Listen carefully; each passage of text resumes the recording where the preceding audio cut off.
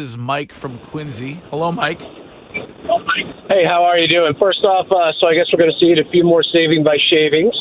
Yes, yeah, we'll be there for another bunch of those. Yeah. Excellent. You know. So just real quick, let's say Brady doesn't leave the team, and he plays for 2 more years. That was a couple years ago. Where are we with Brady? We probably have better records.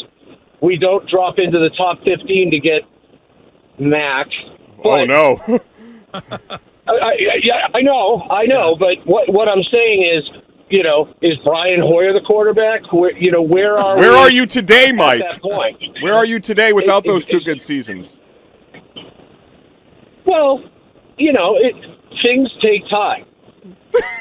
So Mike, right, and you have a 4-year head start, and you would be exactly where you would have been had Brady stayed for 2 years. Bingo. I think what you're arguing is that at some point, Tom Brady was going to stop playing football, stop playing for your franchise. So, are you suggesting that Bill start? I guess I don't know where you're going with it, but that Bill started. He started the rebuild, and he did it at the right time, or I don't know. Where are you going? Well, we made the playoff one season, and then disaster struck with last year and this year. Yeah. But I don't know that we're in any different place. So the Tom Brady argument. Right. You're making my point. How did we finish with Cam Newton? And that would have been the same team with Brady. Yeah, 7-9. I mean, honestly, disaster. You could argue that disaster didn't strike until this season, if you're going to call it a disaster. I would call the Cam season a disaster. It was awful. The product was atrocious. Yeah, but that's a throwaway season because that was COVID season. Last season, you're in it till the final game. You almost made the playoffs. Yeah. The product was awful again last season. We all thought that the offense was a high school offense, and it's worse this year. So Brady played for Tampa for 3 years, correct? Right. If he had played all 3 of those years in New England, we would have had far better seasons than what we did all 3 of those seasons. You win a playoff game. At least you would have probably been in an AFC championship game in one of those years because he's Tom bleeping Brady. And then this year would be the first year post Tom Brady, and you'd be sucking. And that's okay because that's what's expected the first year post Tom Brady, and you'd allow yourself to fully reset. And you get a top 5 pick to take Drake May. Right. And the other thing is, in Tom's second season in Tampa at 44, he was the runner-up in the MVP voting. Yeah. He led the league in pass attempts. Yeah, they should have. They should have went back to the Super Bowl, but their defense blew it on what was it, guy against the Rams? Yeah, on that Cooper Kupp stupid third down call. play. And also, if you want to do this game where we wouldn't have won with Brady, what you're saying is an indictment of Bill Belichick that he couldn't get the players around him like they did in Tampa. Like, none of those arguments have anything to do with judging the talent. You were wrong. Belichick was not a better bet than Brady. It's fine. I understand the bet. He was going to age better because when you're a coach, you don't need the same physical acumen that you do when you're Tom Brady. But it was a mistake. It's okay.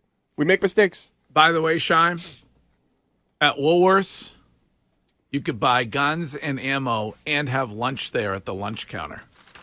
Every time you say Woolworths, I feel like you're stumbling over a word, and I can't tell what it is. That is the way we used to do it. Yeah. Back in the good old days. I remember those days. Anything you needed. You get anything you needed. One stop. Remember that? Just one stop. This is Walter from Boston. Hello, Walter.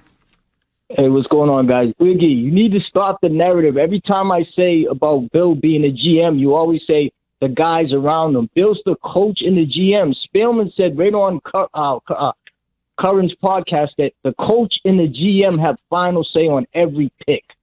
Bill has that. Scouts go out and scout players, but Bill has final say. Walter. So wherever he goes, the offensive talent's going to get worse and worse every year because he does not know how to pick it. Walter, he said on this show, words out his mouth, we do this thing collectively.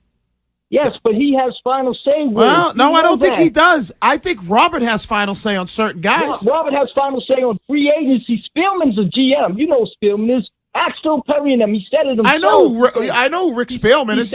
He said the coach and the GM. He said the only time that the owner steps in if it's free agency or they're spending So, Walter, money, let me ask you this question. After the draft. Who do you think was the final decision on selecting Mac Jones?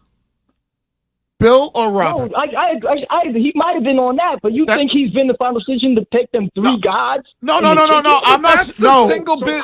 No. Walter, that's the Jalen Reed is on Green Bay right now. Look at the numbers he's putting up. He went 3 picks after Marimapu. Bill Perry and all of them had him going to the Patriots. Bill Belichick took Marimapu and 3 kickers. Right.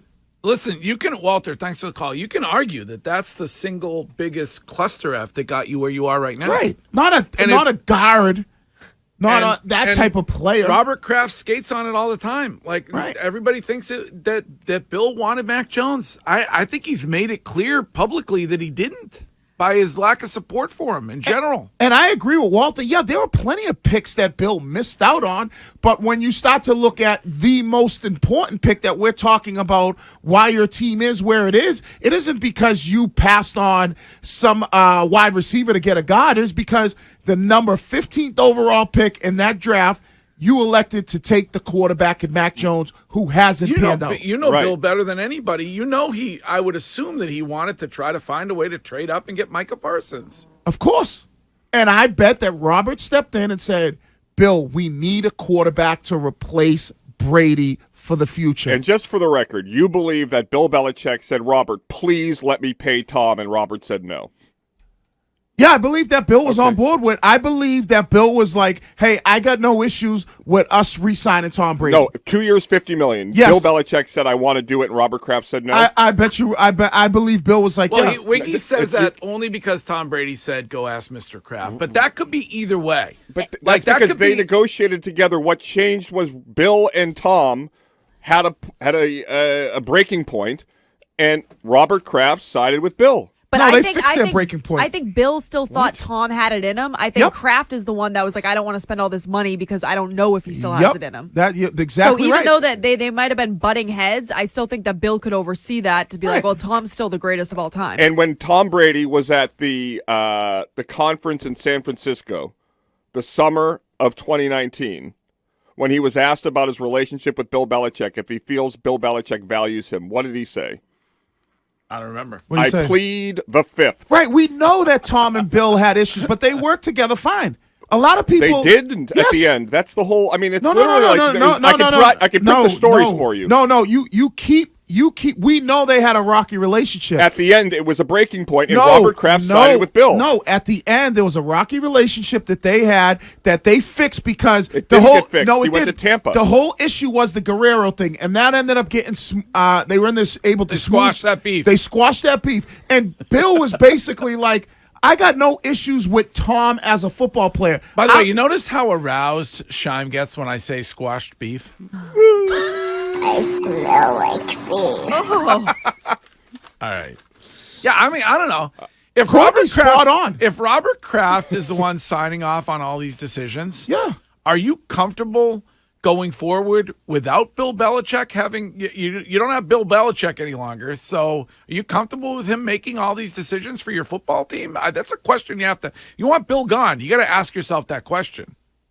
Because that's a guy who wasn't willing to part with the money for DeAndre Hopkins. Wasn't willing to pay Brady. We know that.